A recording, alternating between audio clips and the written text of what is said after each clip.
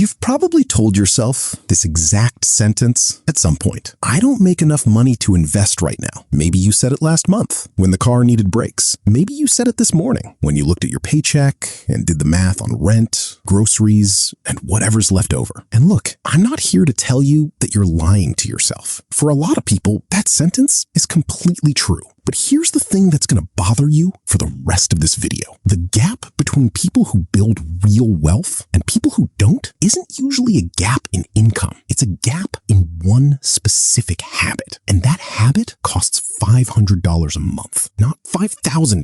Not some number that only makes sense if you're already rich. $500. That's it. That's the whole secret. And by the end of this video, you're going to understand exactly why that one boring, unglamorous habit is quietly separating the people who retire comfortable from the people who work until they're 70, wondering where all their money went. My name is Nick, and I spend way too much time thinking about the actual mechanics of wealth building instead of the fantasy version everyone sells you online. If you're the kind of person who wants real numbers instead of vague advice like just save more or cut back on lattes, go ahead and hit subscribe because that's exactly what we're doing today. Now, before we get into the mechanics, let me ask you something. When you picture someone wealthy, what do you actually picture? A doctor? A tech founder? Someone who got a huge signing bonus or inherited money from a relative you've never met? That's the story we've all absorbed, and it's mostly wrong. The truth, and this is backed up by pretty much every piece of research on millionaires in America, is that most people who build real wealth are not high earners with dramatic windfalls. They're regular people with regular jobs who did one boring thing consistent for a long time. They automated a habit and then got out of their own way. That's it. That's the entire unglamorous truth behind most self-made wealth in this country. So let's kill the myth right now, because this is the belief that's actually keeping most people stuck. The myth is this: I need to earn more before I can start building wealth. It feels true, it sounds responsible, but it's backwards. Here's the reality. The habit comes first and the income catches up to support it, not the other way around. Think about anyone you know who makes six figures and still lives paycheck to paycheck. You probably know at least one. Doctors do this constantly. Lawyers do this constantly. High earners inflate their lifestyle at exactly the same speed their income grows, so they never actually feel rich, no matter how much they make. Meanwhile, you've probably also heard stories about a school teacher or a mechanic who retired with $2 million in the bank because they automated a modest investment every single month for 30 years and never touched it. Same math, wildly different outcome. And the difference wasn't income, it was the habit. Here's an analogy that's going to make this click. Imagine you're pushing a boulder up a hill. In the first few years of this habit, it feels like nothing is happening. You're straining. You're putting in $500 a month and your account balance barely seems to move. This is the part where most people quit because the effort feels disproportionate to the reward. But here's what's actually happening while you're pushing. You're building momentum you can't see yet. And at some point, that boulder crests the hill. It stops being about your effort and starts rolling on its own, picking up speed the whole way down. The money you put in during those first grinding years becomes the fuel that makes everything after effortless. Most people never see this part because they gave up while they were still on the uphill section, convinced the hill just kept going forever. It doesn't. There's a top. And $500 a month done consistently gets you there faster than you think. Let's actually run the numbers, because vague encouragement doesn't pay anyone's mortgage.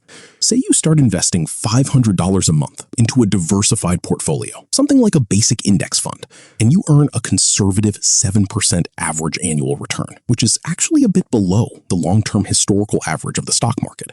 After 5 years, you've put in $30,000 of your own money. Your account balance sits around $36,000. Not life-changing yet. This is the boring uphill part of the boulder. After 10 years, your personal contributions total $60,000. Your account balance is closer to $87,000. Notice what's happening. Your contribution contributions doubled, but your balance almost tripled. The gap from where you started. Compound growth is starting to show up. Now here's where it gets genuinely interesting. After 20 years of that same $500 a month, your personal contributions total $120,000. Your account balance is around $260,000, more than double what you put in, purely from growth. And after 30 years, your contributions total $180,000. Your account balance is sitting north of $610,000. Read that again. You put in $180,000 of your own money over 3 decades. And if you're someone in your 20s or early 30s right now, 30 years isn't some abstract future. That's your actual retirement timeline.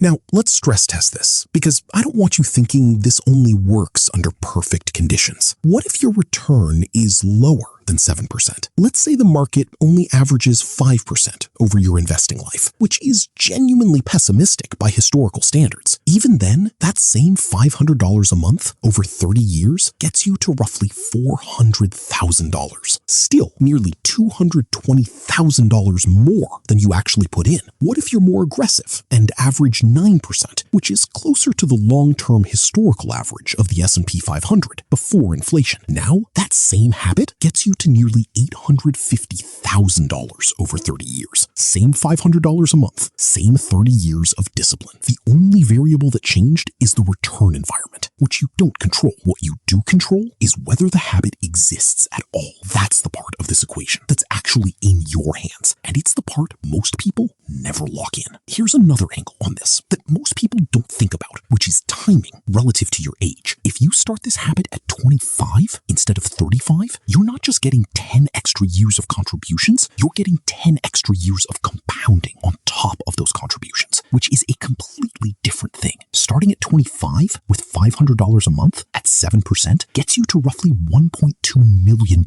by age 65. Starting the exact same habit at 35 gets you to around $565,000 by that same age 65. Same monthly amount, same return. A single decade of delay cuts your ending balance by more than half. This is the part that should genuinely change how you think about waiting until things settle down. The decade you wait isn't neutral. It's the most expensive decade you'll ever wait, because it's the one furthest from your retirement date, which means it has the most time to compound. Here's the part that should genuinely bother you if you're currently telling yourself you can't afford to start. $500 a month works out to about $16 a day. That's a couple of coffee shop drinks, one modest streaming bundle, or a single dinner out for 2 people. I'm not saying this to shame anyone's spending. I'm saying it because the gap between I can't afford to build wealth and the habit doesn't require you to be disciplined every single day. It requires you to be disciplined exactly once, the day you set up the automatic transfer. After that,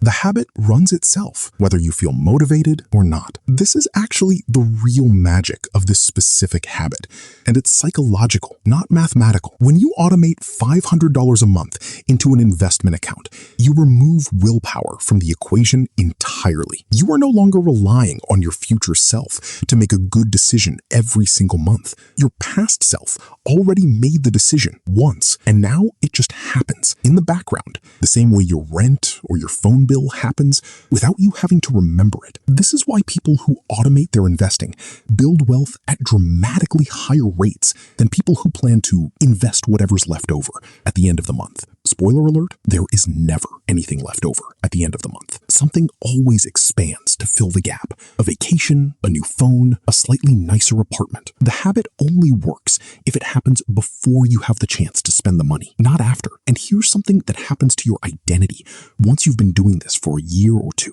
You stop thinking of yourself as someone who's bad with money. You start thinking of yourself as an investor, even if the number in your account still looks small. That identity shift matters more than people give it credit for, because it changes every other financial decision you make going forward. You start asking, is this purchase worth pausing my future for? Instead of just reflexively swiping your card. You're not depriving yourself. You're just finally weighing your choices against something real instead of against nothing at all. We live in a culture that's actively working against this habit, and it's worth naming that directly. Everything about modern life is engineered around instant gratification. You can get food delivered in 30 minutes. You can buy something with one tap and have it on your doorstep tomorrow. Every app on your phone is designed to give you a small hit of satisfaction right now in exchange for a little bit of your money or attention. Investing $500 a month is the exact opposite of that experience. There's no dopamine hit. Nothing changes visibly this week or this month or honestly this year. You're deliberately trading a small, invisible discomfort today for a large, invisible benefit decades from now in a culture that has almost no infrastructure for delayed gratification anymore. That's precisely why this habit is rare and precisely why the people who actually do it end up so far ahead of everyone else. It's not that the math is secret. It's that almost nobody is willing to be boring for 30 years in a world that rewards being exciting right now. Let me make this concrete with two people. We'll call them Sarah and Mark. Both of them are 28 years old. Both of them make the exact same salary, $65,000 a year. Same job title, same city, same cost of living.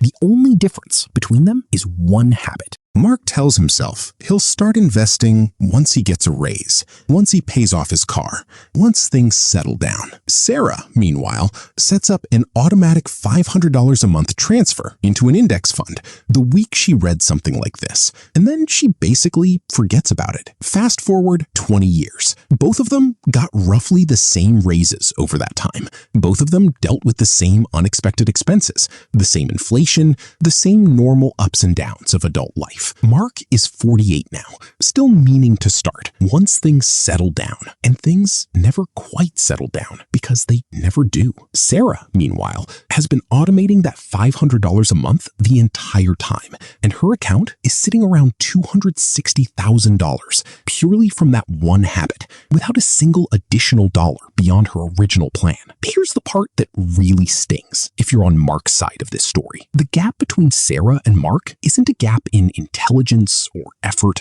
or even income. It's a gap of exactly one decision made once 20 years ago. Mark isn't lazy. Mark isn't bad at math. Mark just kept waiting for the right time to start a habit that doesn't actually require a right time. It only requires a start date. And every year he waits, the version of Mark who eventually does start needs to invest more per month to catch up to where Sarah already is, because he's lost years of compounding that don't come back. This is the quiet cost of waiting, and it's the single most common regret you'll hear from people in their 50s talking about money. Not that they lost money on some bad investment, that they simply didn't start sooner. Let's take this one step further with a third person, because I think this is the comparison that actually matters most for a lot of you. Jenny. Jenny is also 28, also makes $65,000. But Jenny doesn't have Sarah's full $500 a month available yet. She's got student loans, a car payment, and rent that's higher than she'd like. So Jenny starts with $150 a month, which is genuinely all she can spare. She automates it anyway, the same way Sarah did, and treats it as non-negotiable. 3 years later, once the student loans are paid off, Jenny bumps her contribution up to $300. 2 years after that, once she gets a promotion, she bumps it again to $500, matching Sarah exactly from that point forward. Jenny's ending number after 20 years is lower than Sarah's, sitting around $215,000 instead of $260,000 because she started smaller. But look at what Jenny's number is compared to Mark's, who makes the exact same income and never started at all. Jenny didn't need to hit $500 a month on day one to end up dramatically ahead of someone who waited for perfect conditions. She just needed to start with what she had and treat the habit itself as the non-negotiable part, with the amount as the flexible part. Now, let's deal with the objections, because I already know what some of you are thinking. Objection 1. I genuinely can't afford $500 a month right now. That's fair. And if that's truly your situation, this isn't about guilt-tripping you into a number you can't hit. Start with what you can automate, even if it's $50 or $100 a month, the way Jenny did. The habit matters more than the amount at the start. You can scale the number up as your income grows, but you build the muscle now now while the stakes are low, so it's already second nature by the time you can afford more. The habit is boring.